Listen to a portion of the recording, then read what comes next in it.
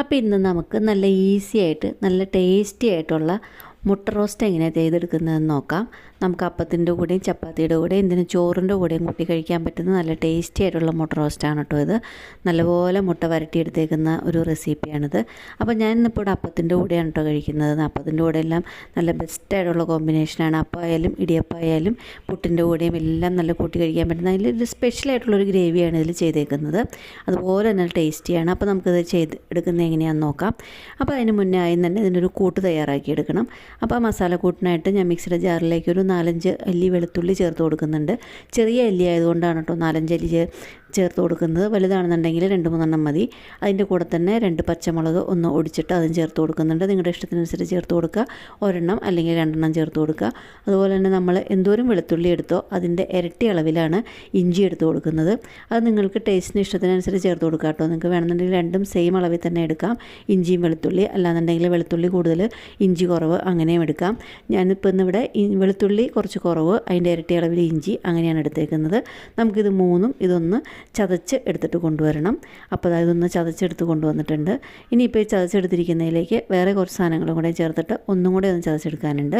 അപ്പോൾ അതായത് ശരിക്കൊന്ന് അരഞ്ഞ് കിട്ടിയിട്ടുണ്ട് കേട്ടോ. ഇനിയിപ്പോൾ ഇതിലേക്ക് ഞാൻ ചേർത്ത് കൊടുക്കാൻ പോകുന്നത് ഒരു 3 അല്ലി പുതിനയിലയാണ് ചേർത്ത് കൊടുക്കാൻ പോകുന്നത്. അതിൻ്റെ കൂടെ തന്നെ നമ്മൾ എന്തോരം അളവിൽ പുതിനയില എടുത്തോ അതിൻ്റെ നേരത്തെ പറഞ്ഞ പോലെ ഇഞ്ചി വെളുത്തുള്ളി റേഷ്യോ പറഞ്ഞ പോലെ തന്നെ അതിൻ്റെ ഇരട്ടി അളവിൽ മല്ലിയിലയും ചേർത്ത് കൊടുക്കുന്നുണ്ട്. നല്ല ഫ്രഷ് ആയിട്ടുള്ള പുതിനയിലയും മല്ലിയിലയും ഉപയോഗിക്കാൻ നോക്കുക. അപ്പോൾ അത് ഈ മസാലക്കൂട്ടിന് ഒരു പ്രത്യേക ടേസ്റ്റ് തരും. ഇപ്പോൾ അതിവിടെ ഇങ്ങനെ അരച്ചെടുത്തിട്ടുണ്ട്. നമുക്കിതിവിടെ നീക്കി വയ്ക്കാം കേട്ടോ. ഇനിയിപ്പോൾ റോസ്റ്റ് ഉണ്ടാക്കാനായിട്ട് തുടങ്ങാം. ഞാനൊരു പാൻ വെച്ച് കൊടുത്തിട്ടുണ്ട്. പാനിലേക്ക് 3 ടേബിൾ സ്പൂൺ വെളിച്ചെണ്ണ ഒഴിച്ചു കൊടുക്കുന്നുണ്ട്. പാൻ ശരിക്കും ചൂടായി കഴിയുമ്പം 3 ടേബിൾ സ്പൂൺ വെളിച്ചെണ്ണ ഒഴിച്ചു കൊടുത്തേക്കുന്നത്. വെളിച്ചെണ്ണ തന്നെ ഉപയോഗിക്കണം, ഓയിലൊന്നും ഉപയോഗിക്കേണ്ട. അതിലേക്കൊരു 3/4 ടേബിൾ സ്പൂൺ പെരിഞ്ജീരകം ചേർത്ത് കൊടുത്തിട്ടുണ്ട്. പെരിഞ്ജീരകം ശരിക്കും ഒന്ന് ചൂടായി നല്ലപോലെ മുരിഞ്ഞ് വരുന്ന സമയത്തേക്ക് നമുക്കിതിലേക്ക് നമ്മൾ നേരത്തെ മിക്സ് ചെയ്ത് അരച്ച് വെച്ചിരുന്ന ആ മിക്സ് ഇഞ്ചി വെളുത്തുള്ളിയുടെ ആ പേസ്റ്റാണ് ഇതിലേക്ക് ചേർത്ത് കൊടുക്കുന്നത്. അപ്പോൾ അത് നമുക്ക് പെരിഞ്ജീരകം മുരിഞ്ഞിരിക്കുന്ന സമയത്ത് ഇതിലേക്ക് ചേർത്ത് കൊടുക്കാം. ഫ്ലെയിം നല്ലപോലെ കുറച്ച് വയ്ക്കണം. നമ്മൾ ഈ റോസ്റ്റ് ഉണ്ടാക്കുന്ന സമയത്ത് അതിപ്പോൾ എന്ത് റോസ്റ്റ് ആണെന്നുണ്ടെങ്കിലും അതെ ഫ്ലെയിം ശരിക്കും കുറച്ച് വെച്ചിട്ടാണ് ഉണ്ടാക്കി കൊടുക്കാനായിട്ട്. ഇപ്പോൾ ഇതിലേക്ക് ഞാൻ ആ മിക്സ് നമ്മൾ മിക്സിയിലുണ്ടാക്കിയ ആ മസാല മിക്സ് ഇതിലേക്ക് ചേർത്ത് കൊടുക്കുന്നുണ്ട്. അപ്പോൾ ഇഞ്ചി വെളുത്തുള്ളി എല്ലാത്തിൻ്റെയും പച്ചമണം പോയി കഴിഞ്ഞ് കഴിയുമ്പം വേണം ബാക്കിയുള്ള സാധനങ്ങൾ ചേർത്ത് കൊടുക്കാനായിട്ട്. അപ്പോൾ ഇത് പച്ചമണം പോകുന്നവരേക്ക് ചെറുതായിട്ടൊന്ന് വരട്ടി കൊടുക്കുക. നല്ലപോലെ ലോ ഫ്ലെയിമിൽ ചെറുതായിട്ടൊന്ന് വരട്ടിയാൽ ഇങ്ങനെ കരിഞ്ഞു പോകാതെ പച്ചമണം പോയി കിട്ടും.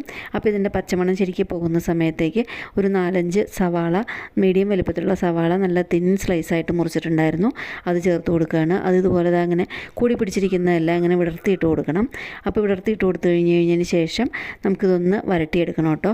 അപ്പോൾ ഉള്ളി പെട്ടെന്നൊന്ന് വഴന്ന് കിട്ടാനായിട്ട് നമുക്ക് ഉപ്പ് ചേർത്ത് കൊടുക്കാം.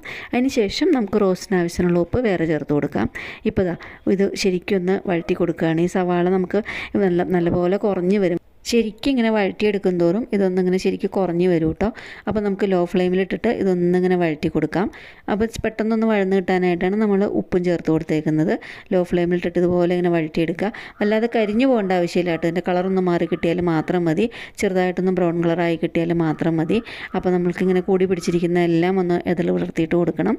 എല്ലാം സെയിം വലുപ്പത്തിലായാലും മാത്രമേ അത് ശരിക്കൊന്ന് നല്ലപോലെ ഒന്ന് വഴന്ന് കിട്ടുള്ളൂ. അപ്പോൾ ഈ മിക്സിൽ ഈ മസാലക്കൂട്ടിൽ ഉണ്ടാക്കിയെടുക്കുന്ന ഈ മുട്ട റോസ്റ്റിന് ഒരു പ്രത്യേക ടേസ്റ്റാണ് കേട്ടോ. ഇഞ്ചി വെളുത്തുള്ളിയും മല്ലിയില പുതിനയെല്ലാം എല്ലാത്തിൻ്റെയും ടേസ്റ്റും കൂടെ ഇതിലേക്ക് ഈ ഗ്രേവിയിലേക്ക് പിടിക്കുമ്പം നല്ലൊരു പ്രത്യേക ഒരു ഫ്ലേവറിലുള്ളൊരു ടേസ്റ്റാണ്. അപ്പോൾ അതിനായിട്ട് ശരിക്കും അതുപോലെ എല്ലാത്തിൻ്റെയും പച്ചമണം പോയി കഴിഞ്ഞ് കഴിയുമ്പം വേണം ബാക്കിയുള്ള ഇൻഗ്രീഡിയൻറ്റ് ചേർത്ത് കൊടുക്കാനായിട്ട്. അപ്പോഴേ നല്ല ഈ റോസ്റ്റിന് ശരിക്കും ഒട്ടും വെള്ളമയോ ഇല്ലാതെ നല്ല ടേസ്റ്റിൽ ഇത് കിട്ടുള്ളൂ. അപ്പോൾ ഈ റോസ്റ്റിൻ്റെ ഗ്രേവി ഇങ്ങനെ ഉണ്ടാക്കി കഴിഞ്ഞിട്ട് ഇതിലേക്ക് മുട്ട ചേർക്കുന്നതുകൊണ്ടാണ് കേട്ടോ ഇത് മുട്ട റോസ്റ്റ് ആകുന്നത്. നമ്മൾ വേറെ എന്തെങ്കിലും പനീർ അങ്ങനെ എന്തെങ്കിലുമാണ് ചേർക്കുന്നതെന്നുണ്ടെങ്കിൽ അത് പനീർ റോസ്റ്റ് ആവും. അപ്പോൾ ശരിക്കും ഉള്ളി ഇങ്ങനെ ഒന്ന് വഴന്ന് കിട്ടിയിട്ടുണ്ട്. ഒരു പകുതിയോളം ഇങ്ങനെ വഴവായി കിട്ടിയിട്ടുണ്ട്. ഈ സമയത്ത് നമുക്ക് കുറച്ച് കറിവേപ്പില ചേർത്ത് കൊടുക്കാം കേട്ടോ. നല്ല ഫ്രഷ് ആയിട്ടുള്ള കുറച്ച് കറിവേപ്പില കൂടെ അതിലേക്ക് ചേർത്ത് കൊടുക്കുന്നുണ്ട്. അതിന് ശേഷം ഒന്നും കൂടെ ഒന്ന് മൂപ്പിച്ചെടുക്കുക. ഉള്ളി ശരിക്കും മൂത്ത് വെള്ളം വറ്റി കഴിഞ്ഞ് കഴിയുമ്പോൾ വേണം പൊടികൾ ചേർത്ത് കൊടുക്കാനായിട്ട്. അപ്പോൾ ഇതിലേക്ക് ഇനി പൊടി ചേർത്ത് കൊടുക്കാറായി. വലിയൊരു ടേബിൾ സ്പൂൺ മുളക് പൊടി ചേർത്ത് കൊടുക്കുന്നുണ്ട്. അതുപോലെ തന്നെ 1/2 ടേബിൾ സ്പൂൺ കളറുള്ള മുളക് പൊടി, കാശ്മീരി മുളക് പൊടിയും ചേർത്ത് കൊടുക്കുന്നുണ്ട്. പിന്നെ 2 ടേബിൾ സ്പൂൺ മല്ലിപ്പൊടി ചേർത്ത് കൊടുക്കുന്നുണ്ട്. പിന്നെ ഒരു 3/4 ടേബിൾ സ്പൂണോളം മഞ്ഞൾപ്പൊടി ചേർത്ത് കൊടുക്കുന്നുണ്ട്. വീണ്ടും ഒരു 3/4 ടേബിൾ സ്പൂണോളം കുരുമുളക് കുരുമുളകിൻ്റെ പൊടിയും ചേർത്ത് കൊടുക്കുന്നുണ്ട്. കുരുമുളക് പൊടിയെല്ലാം നല്ലപോലെ മുന്നിട്ട് നിൽക്കണം കേട്ടോ. അപ്പോഴാണ് നമുക്ക് ആ മുട്ട റോസ്റ്റിന് അതേ കളറും അതുപോലെ തന്നെ ടേസ്റ്റും എല്ലാം കിട്ടുന്നത്. ഇനിയിപ്പോൾ ഇത് പൊടികളുടെ പച്ചമണം എല്ലാം പോകുന്നവരേക്ക് ഇനിയും ഒന്ന് ഇളക്കി കൊടുക്കുക. പൊടികൾ ശരിക്കും പച്ചമണം പോയി കഴിഞ്ഞിട്ട് വേണം നമുക്ക് ബാക്കി ഇൻഗ്രീഡിയൻറ്റ് ചേർക്കാനായിട്ട്. അപ്പോൾ പൊടികളും എല്ലാം പച്ചമണം ശരിക്കും ഒന്ന് മാറി കിട്ടിയിട്ടുണ്ട്. എല്ലായിടത്തേക്കും പൊടിയെല്ലാം ശരിക്കും എല്ലാ ഉള്ളിയിലും ഫുള്ളായിട്ട് പൊടിയും പിടിക്കാനായിട്ട് ശരിക്കും ഒന്ന് മിക്സ് ചെയ്തും കൊടുക്കുന്നുണ്ട്. അതിനുശേഷം ഞാനിതിലേക്ക് അധികം പുളിയില്ലാത്ത ഒരു മീഡിയം സൈസിലുള്ള തക്കാളി ചെറുതായിട്ട് മുറിച്ചിട്ട് അതും ചേർത്ത് കൊടുക്കുന്നുണ്ട്. തക്കാളി കൂടെ ചേർത്ത് കൊടുത്തു കഴിഞ്ഞിട്ട് തക്കാളിയും ഒന്ന് വെന്ത് കിട്ടാനായിട്ടൊന്ന് വഴറ്റി കൊടുക്കാം. അപ്പോൾ തക്കാളി ഒന്ന് പെട്ടെന്ന് വെന്ത് കിട്ടാനായിട്ട് നമുക്കിതൊന്ന് കുറച്ച് സമയം ഒന്ന് അടച്ചു വെച്ച് കൊടുക്കാം കേട്ടോ. അപ്പോൾ തക്കാളി ഒന്ന് കുറച്ച് സമയം ഒന്ന് അടച്ചു വെച്ചിട്ടൊന്ന് വേവിച്ചെടുക്കാം. ശരിക്കും ഒന്ന് അടച്ച് ലോ ഫ്ലെയിമിൽ വെച്ചിട്ട് വേണം ചെയ്യാനായിട്ട്. മീഡിയം ഫ്ലെയിമിലും വളരെ താഴെ വെച്ചിട്ട് വേണം ചെയ്യാനായിട്ട്. തക്കാളി എല്ലാം പകുതി വേവായി കിട്ടിയിട്ടുണ്ട്. അപ്പോൾ ഇത് കുറച്ച് സമയം കൂടി ഒന്ന് അടച്ചു വെച്ചാൽ ശരിക്കും ഫുള്ളായിട്ട് വെന്ത് കിട്ടും. ഇതാ 2-3 മിനിറ്റിൽ തക്കാളിയും ഒന്ന് വെന്ത് കിട്ടിയിട്ടുണ്ട്. തക്കാളി കൂടെ വെന്തതിലേക്ക് ശരിക്കും ഒന്ന് ചേർന്ന് കഴിഞ്ഞിട്ടുണ്ട്. ഈ പൊടികളും മസാലയെല്ലാം തക്കാളിയിലേക്ക് ശരിക്കും പിടിച്ച് കിട്ടിയിട്ടുണ്ട്. ഈ സമയത്ത് നമുക്കിതിലേക്ക് ഒരു 3/4 കപ്പോളം തിളച്ച വെള്ളം ആണ് തിളപ്പിച്ച് ചെറിയായിട്ട് ചൂടുള്ള വെള്ളം അതാണ് ചേർത്ത് കൊടുക്കുന്നത്. ആ വെള്ളം കൂടെ ചേർത്ത് കൊടുത്തു കഴിഞ്ഞിട്ട് ഇതൊന്ന് മിക്സ് ചെയ്യാം. അപ്പോൾ ഈ റോസ്റ്റ് എന്ന് പറയുമ്പോൾ നമ്മൾ വെള്ളം ആദ്യം ചേർക്കില്ല കേട്ടോ. എല്ലാം പൊടികളും എല്ലാ ഇൻഗ്രീഡിയൻറ്റും എല്ലാം ചേർത്ത് കഴിഞ്ഞതിന് ശേഷം അതെല്ലാം യോജിപ്പായി കഴിഞ്ഞതിന് ശേഷം അതൊന്ന് ശരിക്കും മിക്സ് ആവാൻ വേണ്ടിയിട്ടാണ് കുറച്ച് വെള്ളം ചേർത്ത് കൊടുക്കുന്നത്. ആ വെള്ളം നമ്മൾ അതുപോലെ തന്നെ വറ്റിച്ചും എടുക്കും. ഇപ്പോൾ ആ വെള്ളം എല്ലാം ശരിക്കും വറ്റിച്ചെടുത്തിട്ടുണ്ട്. തക്കാളി എല്ലാം ശരിക്കും ഒന്ന് വെന്ത് കിട്ടിയിട്ടുണ്ട്. അപ്പോൾ ഈ സമയത്തേക്ക് നമുക്കിതാ തക്കാളി ശരിക്കും വെന്ത് നല്ലൊരു കുഴമ്പ് പേസ്റ്റ് മാതിരി ആയി കിട്ടിയിട്ടുണ്ട്. ഈ സമയത്ത് നമുക്കിതിലേക്ക് പുഴുങ്ങി വെച്ചിരിക്കുന്ന മുട്ട ചേർത്ത് കൊടുക്കാം. ഞാനിപ്പോൾ ഇതൊരു 10 മിനിറ്റോളം തിളച്ച വെള്ളത്തിലിട്ടിട്ട് ഉപ്പിട്ട് കൊടുക്കും കേട്ടോ. അപ്പോൾ അത് അതിൻ്റെ തോടൊന്നും പൊട്ടിപ്പോവില്ല. പെട്ടെന്ന് തന്നെ തണുത്ത് കഴിയുമ്പം ഇളകി വരികയും ചെയ്യും. 10 മിനിറ്റ് തിളയ്ക്കുന്ന വെള്ളത്തിലും ഉപ്പിട്ട് തിളയ്ക്കുന്ന വെള്ളത്തിലും അതുപോലെ തന്നെ 10 മിനിറ്റ് തണുത്ത വെള്ളത്തിലും ഇട്ടാൽ മുട്ടയുടെ തോലെല്ലാം ഒട്ടും പൊട്ടാതെ ഇളകി വരും കേട്ടോ. ഇനിയിപ്പോൾ ഇതിലേക്ക് ഓപ്ഷനിലാണ് ഒരു നുള്ളു പഞ്ചസാര കൂടെ ചേർത്ത് കൊടുത്തിട്ടുണ്ട്. അതിന് ശേഷം ശരിക്കും ഒന്ന് മിക്സ് ചെയ്ത് കൊടുക്കണം. ആ ഗ്രേവി എല്ലാം മുട്ടയിലേക്ക് ശരിക്കും പിടിക്കാൻ പാകത്തിന് ഒന്ന് മിക്സ് ചെയ്ത് കൊടുക്കുക. അതിന് ശേഷം കുറച്ച് സമയം ഇത് എണ്ണ തെളിയുന്നവരേക്കൊന്ന് വെയിറ്റ് ചെയ്യാനായിട്ട് ഇതൊന്ന് അടച്ചു വയ്ക്കാം കേട്ടോ. നല്ലപോലെ എണ്ണ തെളിഞ്ഞ് വരുന്തോറും നല്ല ഭംഗിയുണ്ടാവും കറി കാണാനായിട്ട്. അതുപോലെ തന്നെ നല്ല ടേസ്റ്റും ഉണ്ടാവും കേട്ടോ. അപ്പോൾ അത് കുറച്ച് സമയം കൂടെ ഒന്ന് അടച്ചു വയ്ക്കുകയാണ്. 2-3 മിനിറ്റ് ഒന്ന് ചെറിയ ചൂടിൽ അപ്പോഴേക്കും ശരിക്കും നല്ലപോലെ എണ്ണ തെളിഞ്ഞ് വരുന്നത്. അതിപ്പോൾ കറിയിൽ അവിടെ എല്ലാം എണ്ണ തെളിഞ്ഞ് വന്നു തുടങ്ങിയിട്ടുണ്ട്. ഈ സമയത്ത് നമുക്ക് ഫ്ലെയിം ഓഫ് ചെയ്യാം. അപ്പം നമ്മൾ ആദ്യം പെരുംജീരകം പൊട്ടിച്ചു. അതിലേക്ക് നമ്മുടെ ഇഞ്ചി, വെളുത്തുള്ളി, മല്ലിയില, പുതിനയില പേസ്റ്റ് ചേർത്ത് കൊടുത്തു. അതെല്ലാം പച്ചമണം മാറിക്കഴിഞ്ഞ് കഴിയുമ്പം സവാള ചേർത്ത് കൊടുത്തു.